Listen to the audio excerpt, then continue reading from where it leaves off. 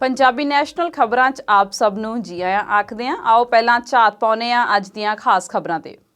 बादल दल कांग्रेस ते भाजपा नूं गुੱਠੇ ਲਾਉਣ ਲਈ पंजाब विच बहुत जल्द आवेगी नवीं सियासी पार्टी।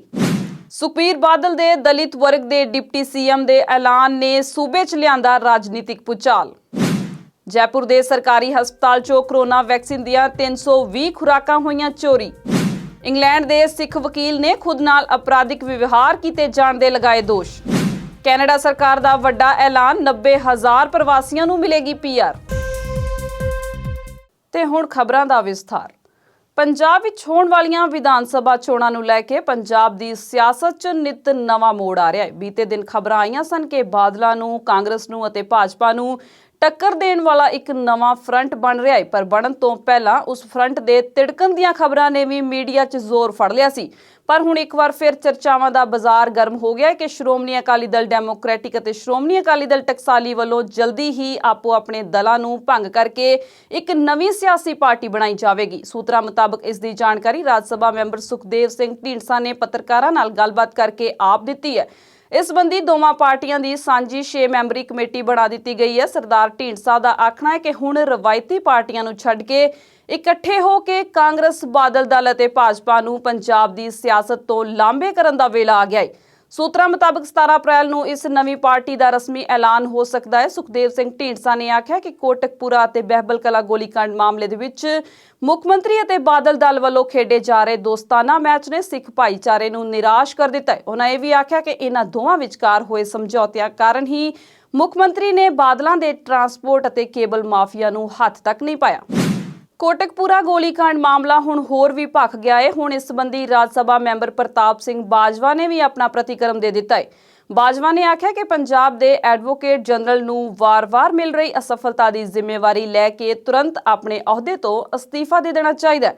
ਉਹਨਾਂ ਸੂਬਾ ਸਰਕਾਰ ਨੂੰ ਆਖਿਆ ਕਿ ਜੇਕਰ ਉਹ ਅਜਿਹਾ ਨਹੀਂ ਕਰਦੇ ਤਾਂ ਉਹਨਾਂ ਨੂੰ ਸਰਕਾਰ ਆਪ ਫਾਰਗ ਕਰ ਦੇਵੇ।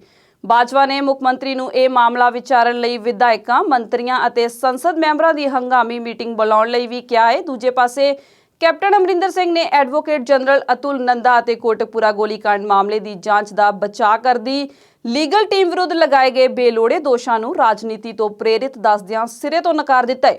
ਮੁੱਖ ਮੰਤਰੀ ਨੇ ਆਖਿਆ ਕਿ ਸਿਆਸੀ ਆਗੂ 2022 ਵਿਧਾਨ ਸਭਾ ਚੋਣਾਂ ਤੋਂ ਪਹਿਲਾਂ ਜਾਣਬੁੱਝ ਕੇ ਸੰਵੇਦਨਸ਼ੀਲ ਮੁੱਦੇ ਤੇ ਸਿਆਸਤ ਕਰਕੇ ਲੋਕਾਂ ਦੀਆਂ ਭਾਵਨਾਵਾਂ ਨੂੰ ਭੜਕਾ ਰਹੇ ਨੇ।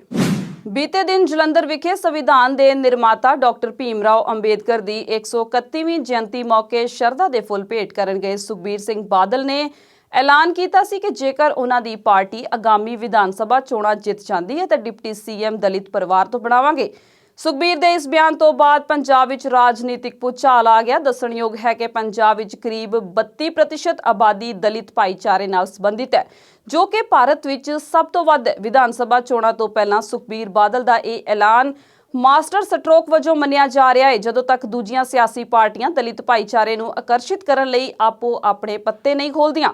ਸੁਖਬੀਰ ਦੇ ਇਸ ਬਿਆਨ ਤੇ ਭਾਜਪਾ ਆਗੂ ਅਸ਼ਵਨੀ ਸ਼ਰਮਾ ਨੇ ਆਖਿਆ ਕਿ ਅਕਾਲੀ ਦਲ ਦਾ ਦਲਿਤ ਉਪ ਮੁੱਖ ਮੰਤਰੀ ਬਣਾਉਣ ਦਾ ਐਲਾਨ ਉਹਨਾਂ ਦੀ ਜਗੀਰਦਾਰੀ ਸੋਚ ਦੀ ਜਿਉਂਦੀ ਜਾਗਦੀ ਉਦਾਹਰਣ ਹੈ, ਕਿਉਂਕਿ ਬਾਦਲ ਦਲ ਮੁੜ ਤੋਂ ਮੁੱਖ ਮੰਤਰੀ ਦੀ ਕੁਰਸੀ ਤੇ ਕਾਬਜ਼ ਹੋਣਾ ਚਾਹੁੰਦਾ ਹੈ। ਸ਼ਰਮਾ ਨੇ ਤਿੱਖੇ ਸ਼ਬਦੀ ਵਾਰ ਕਰਦਿਆਂ ਆਖਿਆ ਕਿ ਮੁੱਖ ਮੰਤਰੀ ਦਾ ਅਹੁਦਾ ਕਿਸੇ ਦੇ ਬਾਪ ਦਾ ਨਹੀਂ ਹੈ। ਪੰਜਾਬ ਦਾ ਦਲਿਤ ਭਾਈਚਾਰਾ ਇਸ ਦਾ ਫੈਸਲਾ ਕਰੇਗਾ ਕਿ ਪੰਜਾਬ ਦਾ ਅਗਲਾ ਮੁੱਖ ਮੰਤਰੀ ਕੌਣ ਅਤੇ ਕਿਸ ਭਾਈਚਾਰੇ ਦਾ ਹੋਵੇਗਾ।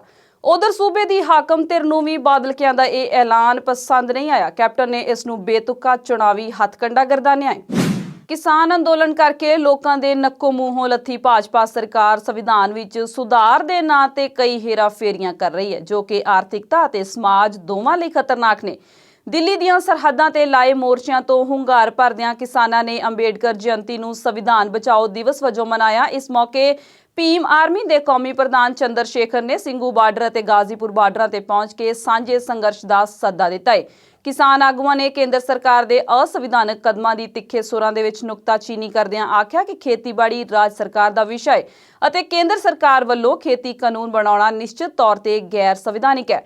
ਕਿਸਾਨ ਆਗੂਆਂ ਦਾ ਆਖਣਾ ਹੈ ਕਿ ਸੰਵਿਧਾਨਕ ਹੱਕਾਂ ਦੀ ਰਾਖੀ ਲਈ ਕਿਸਾਨ ਅੰਦੋਲਨ ਇੱਕ ਨਵੀਂ ਤਾਕਤ ਬਣ ਕੇ ਉੱਭਰਿਆ ਹੈ, ਜਿਸ ਨੇ ਨਾ ਸਿਰਫ ਸੰਵਿਧਾਨ ਨੂੰ ਬਚਾਉਣ ਦੀ ਕੋਸ਼ਿਸ਼ ਕੀਤੀ ਹੈ, ਸਗੋਂ ਆਪਣੀ ਤਾਕਤ ਨਾਲ ਸੰਵਿਧਾਨ ਨੂੰ ਸੁਚਾਰੂ ਢੰਗ ਨਾਲ ਲਾਗੂ ਕਰਾਉਣ ਦੇ ਹੀਲੇ ਵੀ ਕੀਤੇ ਨੇ। ਕੋਰੋਨਾ ਦਾ ਕਹਿਰ ਲਗਾਤਾਰ ਵਧ ਰਿਹਾ ਹੈ ਅਤੇ ਇਸ ਸੰਬੰਧ ਵਿੱਚ ਆਏ ਦਿਨ ਸਰਕਾਰਾਂ ਕੋਈ ਨਾ ਕੋਈ ਸਖਤੀ ਵਾਲੇ ਫੈਸਲੇ ਲੈ ਰਹੀਆਂ ਨੇ। ਦਫ਼ਤਰਾਂ ਵਿੱਚ ਬੈਠ ਕੇ ਹੁਕਮ ਚਾੜੇ ਜਾ ਰਹੇ ਨੇ। ਸਭ ਤੋਂ ਵੱਧ ਪ੍ਰਭਾਵਿਤ ਹੋਣ ਵਾਲਾ ਵਰਗ ਹੈ ਵਿਦਿਆਰਥੀ ਵਰਗ, ਜਿਸ ਦਾ ਭਵਿੱਖ ਦਾਅ ਤੇ ਲੱਗ ਗਿਆ ਹੈ। ਪਿਛਲਾ ਸਾਲ ਵੀ ਇਸੇ ਤਰ੍ਹਾਂ ਲੰਘ ਗਿਆ ਤੇ ਇਸ ਸਾਲ ਵੀ ਹਾਲਤ ਕੋਈ ਬਹੁਤੀ ਠੀਕ ਨਹੀਂ ਜਾਪਦੀ। ਆਲਮ ਇਹ ਹੈ ਕਿ ਸਰਕਾਰ ਸਕੂਲਾਂ ਅਤੇ ਵਿਦਿਆਰਥੀਆਂ ਬਾਰੇ ਝੱਟ ਫੈਸਲੇ ਲੈ ਰਹੀ ਹੈ ਅਤੇ ਕੁੰਭ ਵਰਗੇ ਮੇਲੇ ਵੱਲ ਉਸ ਦਾ ਕਦਾਚਿਤ ਵੀ ਧਿਆਨ ਨਹੀਂ ਹੈ, ਜੋ ਕਿ ਸੁਪਰ ਸਪਰੈਡਰ ਦਾ ਰੂਪ ਧਾਰਨ ਕਰ ਸਕਦਾ ਹੈ।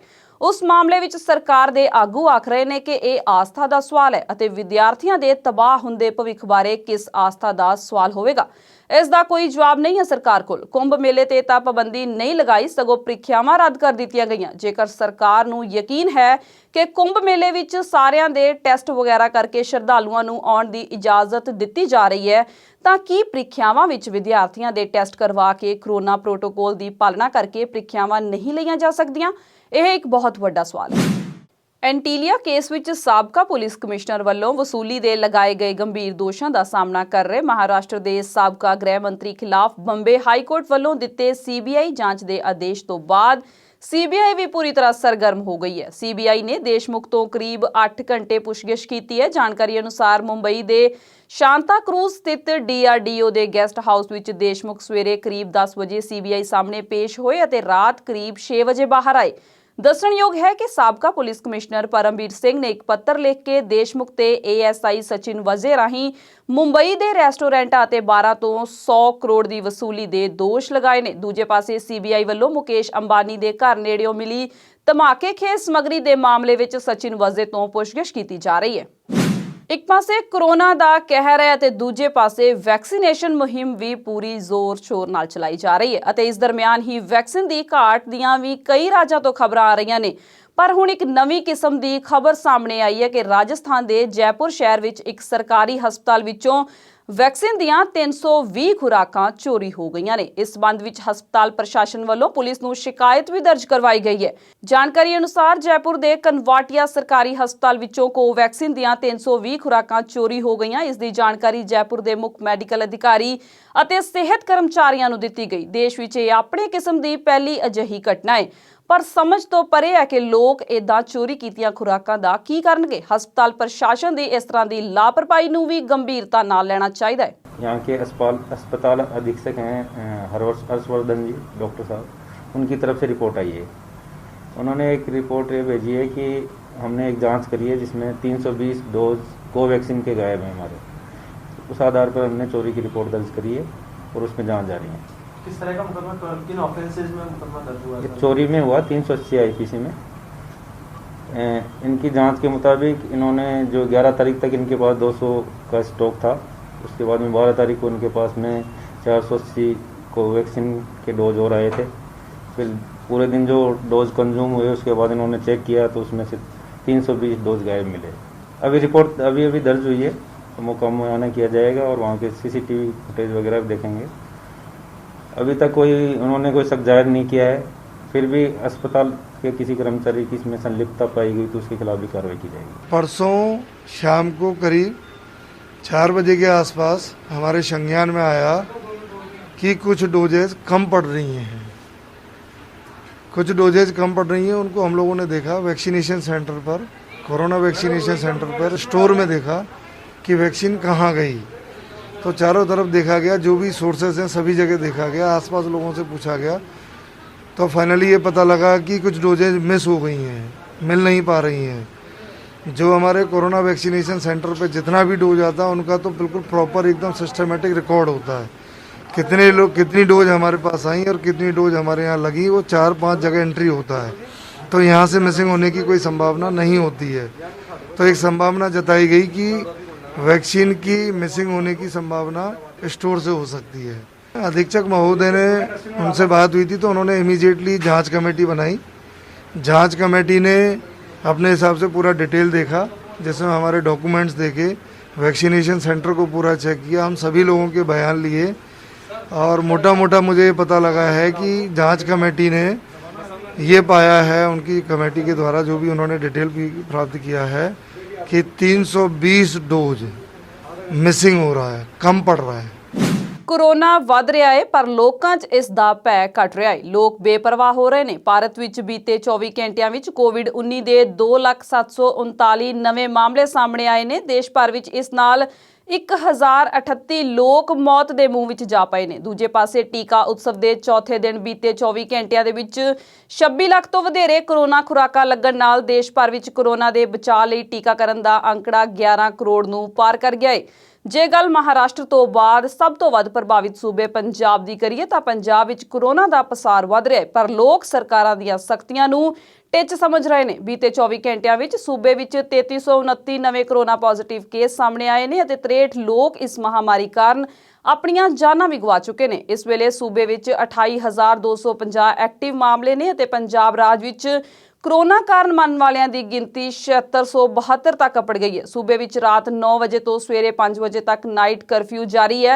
ਮਾਸਕ ਪਾਉਣਾ ਵੀ ਲਾਜ਼ਮੀ ਹੈ, ਪਰ ਹੈਰਤ ਵਾਲੀ ਗੱਲ ਇਹ ਹੈ ਕਿ ਨਾ ਤਾਂ ਮਾਸਕ ਨੂੰ ਲੈ ਕੇ ਲੋਕਾਂ 'ਚ ਗੰਭੀਰਤਾ ਦੇਖਣ ਨੂੰ ਮਿਲ ਰਹੀ ਹੈ ਤੇ ਨਾ ਹੀ ਸੂਬਾ ਸਰਕਾਰ ਦੀ ਇਸ ਸੰਬੰਧੀ ਸਖਤੀ ਕਿਧਰੇ ਨਜ਼ਰ ਆ ਰਹੀ ਹੈ। ਲੋਕਾਂ ਦੇ ਮਨਾਂ ਵਿੱਚ ਸਿਰਫ ਇੱਕ ਹੀ ਸਹਿਮ ਹੈ ਕਿ ਕਿਧਰੇ ਬੀਤੇ ਵਰੇ ਵਾਂਗ ਸਰਕਾਰ ਤਾਲਾਬੰਦੀ ਨਾ ਕਰ ਦੇਵੇ, ਪਰ ਬੀਤੇ ਦਿਨ ਕੇਂਦਰ ਸਰਕਾਰ ਨੇ ਸਪਸ਼ਟ ਕਰ ਦਿੱਤਾ ਹੈ ਕਿ ਇਸ ਵਾਰ ਪੂਰਨ ਲਾਕਡਾਊਨ ਨਹੀਂ ਲੱਗੇਗਾ। ਇੰਗਲੈਂਡ ਵਿੱਚ ਨੌਜਵਾਨ ਸਿੱਖ ਵਕੀਲ ਜਸਕੀਰਤ ਸਿੰਘ ਗੁਲਸ਼ਨ ਨੇ ਦੋਸ਼ ਲਗਾਇਆ ਹੈ ਕਿ ਈਲਿੰਗ ਮੈਜਿਸਟ੍ਰੇਟ ਅਦਾਲਤ ਵਿੱਚ ਬੀਤੇ ਦਿਨੀ ਉਸ ਨਾਲ ਅਪਰਾਧੀਆਂ ਵਾਲਾ ਵਿਵਹਾਰ ਕੀਤਾ ਗਿਆ ਹੈ। ਇਸ ਮੌਕੇ ਉਸ ਨੂੰ ਅਤੇ ਉਸ ਦੇ ਭਰਾ ਨੂੰ ਕਿਰਪਾਨ ਉਤਾਰਨ ਲਈ ਆਖਿਆ ਗਿਆ ਹੈ। 29 ਸਾਲਾ ਜਸਕੀਰਤ ਸਿੰਘ ਅਤੇ ਉਸ ਦਾ ਭਰਾ ਪੱਛਮੀ ਲੰਡਨ ਦੀ ਈਲਿੰਗ ਮੈਜਿਸਟ੍ਰੇਟ ਅਦਾਲਤ ਵਿੱਚ ਇੱਕ ਗਵਾਹੀ ਲਈ ਬੀਤੀ 8 ਅਪ੍ਰੈਲ ਨੂੰ ਗਏ ਸਨ। ਜਸਕੀਰਤ ਸਿੰਘ ਬੀਤੇ 7 ਸਾਲਾਂ ਤੋਂ ਅਦਾਲਤਾਂ ਵਿੱਚ ਜਾ ਰਿਹਾ ਹੈ। ਉਹ ਸਿੱਖ ਵਕੀਲ ਐਸੋਸੀਏਸ਼ਨ ਦਾ ਸਹਿ ਸੰਸਥਾਪਕ ਵੀ ਹੈ। ਯੂਕੇ ਦੇ ਕਾਨੂੰਨੀ ਵਿਭਾਗ ਅਨੁਸਾਰ ਅਦਾਲਤ ਵਿੱਚ ਸਿੱਖਾਂ ਨੂੰ 6 ਇੰਚ ਦੀ ਕਿਰਪਾਨ ਪਹਿਨਣ ਦੀ ਇਜਾਜ਼ਤ ਹੈ। ਜਸਕੀਰਤ ਸਿੰਘ ਨੇ ਅਧਿਕਾਰੀਆਂ ਨੂੰ ਆਖਿਆ ਕਿ ਉਹ ਅਜਿਹਾ ਨਹੀਂ ਕਰ ਸਕਦਾ, ਸਗੋਂ ਉਹ ਕਿਰਪਾਨ ਪਹਿਨ ਕੇ ਯੂਕੇ ਦੀ ਸੁਪਰੀਮ ਕੋਰਟ, ਯੂਰਪੀਅਨ ਅਦਾਲਤਾਂ ਆਦਿ ਵਿੱਚ ਵੀ ਜਾਂਦਾ ਰਿਹਾ ਹੈ। ਜਸਕੀਰਤ ਨੇ ਦੋਸ਼ ਲਗਾਇਆ ਹੈ ਕਿ ਬਹਿਸ ਤੋਂ ਬਾਅਦ ਉਸ ਨੂੰ ਅਦਾਲਤ ਵਿੱਚ ਜਾਣ ਲਈ ਆਪਣੀ ਕਿਰਪਾਨ ਕਾਰ ਵਿੱਚ ਰੱਖਣੀ ਪਈ ਅਤੇ ਜਦੋਂ ਉਹ ਵਾਪਸ ਆਇਆ ਤੇ ਉਸ ਨਾਲ ਅਪਰਾਧੀਆਂ ਵਾਲਾ ਵਿਵਹਾਰ ਕੀਤਾ ਗਿਆ। ਕੈਨੇਡਾ ਦੇ ਇਮੀਗ੍ਰੇਸ਼ਨ ਵਿੱਚ ਇੱਕ ਬਹੁਤ ਵੱਡਾ ਧਮਾਕਾ ਹੋਇਆ ਹੈ ਜਦੋਂ ਕੈਨੇਡਾ ਸਰਕਾਰ ਦੇ ਇਮੀਗ੍ਰੇਸ਼ਨ ਮੰਤਰੀ ਮਾਰਕੋ ਮੈਂਡੀਸਿਨੋ ਨੇ ਐਲਾਨ ਕੀਤਾ ਹੈ ਕਿ ਕੈਨੇਡਾ ਦੇ ਵਿੱਚ ਰਹਿ ਰਹੇ 90,000 ਪ੍ਰਵਾਸੀਆਂ ਨੂੰ PR ਦੇ ਦਿੱਤੀ ਜਾਵੇਗੀ, ਭਾਵ ਕਿ ਪੱਕਾ ਕਰ ਦਿੱਤਾ ਜਾਵੇਗਾ। ਇਹਨਾਂ ਵਿੱਚ ਬਹੁ ਗਿਣਤੀ ਅੰਤਰਰਾਸ਼ਟਰੀ ਵਿਦਿਆਰਥੀਆਂ ਦੀ ਹੈ, ਜਿਸ ਵਿੱਚ 40,000 ਵਿਦਿਆਰਥੀਆਂ ਨੂੰ ਪੱਕਾ ਕਰਨ ਦਾ ਟੀਚਾ ਮਿਥਿਆ ਗਿਆ ਹੈ ਅਤੇ ਬਾਕੀ ਦੇ 50,000 ਲੋਕ ਉਹ ਨੇ ਜਿਨ੍ਹਾਂ ਕੋਲ ਵਰਕ ਪਰਮਿਟ ਹੈ ਜਾਂ ਉਹ ਆਰਜ਼ੀ ਤੌਰ ਤੇ ਕੈਨੇਡਾ ਦੇ ਵਿੱਚ ਕੰਮ ਕਰ ਰਹੇ ਨੇ। ਕੋਰੋਨਾ ਕਾਲ ਕਾਰਨ ਹਵਾਈ ਯਾਤਰਾ ਦੀਆਂ ਪਾਬੰਦੀਆਂ ਕਾਰਨ ਨਵੇਂ ਪ੍ਰਵਾਸੀਆਂ ਨੂੰ ਮੰਗਾਉਣਾ ਕੈਨੇਡਾ ਸਰਕਾਰ ਲਈ ਔਖਾ ਹੋ ਗਿਆ ਸੀ ਅਤੇ ਉਸ ਵੱਲੋਂ ਮਿਥਿਆ 4 ਲੱਖ ਤੋਂ ਵੱਧ ਪ੍ਰਵਾਸੀ ਮੰਗਾਉਣ ਦਾ ਟੀਚਾ ਵੀ ਪੂਰਾ ਹੁੰਦਾ ਨਜ਼ਰ ਨਹੀਂ ਸੀ ਆ ਰਿਹਾ, ਜਿਸ ਕਾਰਨ ਕੈਨੇਡਾ ਸਰਕਾਰ ਨੇ ਫੈਸਲਾ ਕੀਤਾ ਹੈ ਕਿ ਜੋ ਪਹਿਲਾਂ ਹੀ ਕੈਨੇਡਾ ਦੇ ਵਿੱਚ ਰਹਿ ਰਹੇ ਨੇ ਅਤੇ ਪਿਛਲੇ 1 ਸਾਲ ਤੋਂ ਜਾਂ ਇਸ ਤੋਂ ਵਧੇਰੇ ਸਮੇਂ ਤੋਂ ਕੈਨੇਡਾ ਦੇ ਵਿੱਚ ਕੰਮ ਕਰ ਰਹੇ ਨੇ, ਉਹਨਾਂ ਨੂੰ ਹੀ ਪੱਕਾ ਕਰਕੇ ਕੈਨੇਡਾ ਦੇ ਵਿੱਚ ਰਹਿਣ ਦਾ ਮੌਕਾ ਦਿੱਤਾ ਜਾਵੇਗਾ। ਨਵੇਂ ਐਲਾਨ ਵਿੱਚ ਕਿਸੇ ਤਰ੍ਹਾਂ ਦੀ ਖਾਸ ਸ਼੍ਰੇਣੀ ਦਾ ਜ਼ਿਕਰ ਨਹੀਂ ਹੈ, ਜਦਕਿ ਕੋਈ ਵੀ ਬੰਦਾ ਚਾਹੇ ਸਕਿਲਡ ਵਿੱਚ ਹੈ ਜਾਂ ਲੇਬਰ ਵਿੱਚ ਹੈ, ਉਹ ਪੱਕਾ ਹੋਣ ਦੇ ਯੋਗ ਹੈ। ਵਿਦਿਆਰਥੀਆਂ ਲਈ ਇਹ ਜ਼ਰੂਰੀ ਹੈ ਕਿ ਉਸਨੇ ਪੜ੍ਹਾਈ ਪੂਰੀ ਕਰ ਲਈ ਹੈ ਤੇ ਉਸ ਕੋਲ ਵਰਕ ਪਰਮਿਟ ਜ਼ਰੂਰੀ ਹੈ। ਬਾਕੀ ਲੋਕਾਂ ਵਿੱਚ ਫਾਰਮ ਵਰਕਰ, ਨਰਸਰੀ ਵਰਕਰ ਸ਼ਾਮਿਲ ਨੇ, ਜਿਨ੍ਹਾਂ ਤੇ ਸ਼ਰਤ ਹੈ ਕਿ ਉਹ ਪਿਛਲੇ 1 ਸਾਲ ਤੋਂ ਕੰਮ ਕਰਦੇ ਹੋਣ। ਇਹ ਸਕੀਮ 5 ਮਈ ਤੋਂ ਲੈ ਕੇ 5 ਨਵੰਬਰ ਤੱਕ ਚੱਲੇਗੀ ਅਤੇ ਇਸ ਵਿੱਚ ਪਹਿਲਾਂ ਆਓ ਪਹਿਲਾਂ ਪਾਓ ਵਾਲੀ ਨੀਤੀ ਲੱਗੇਗੀ। ਇਸ ਵਿੱਚ ਆਇਲਸ ਪਾਸ ਹੋਣਾ ਜ਼ਰੂਰੀ ਹੈ, ਜਿਸ ਵਿੱਚ 5 ਬੈਂਡ ਲੈਣੇ ਵੀ ਜ਼ਰੂਰੀ ਹੋਣਗੇ। ਇਸ ਦੇ ਨਾਲ ਹੀ ਖਬਰਾਂ ਦਾ ਬੁਲੇਟਿਨ ਖਤਮ ਹੁੰਦਾ ਹੈ। ਮੈਨੂੰ ਸਵਲੀਨ ਕੌਰ ਜੱਸੜ ਨੂੰ ਦਿਓ ਆਗਿਆ। ਧੰਨਵਾਦ।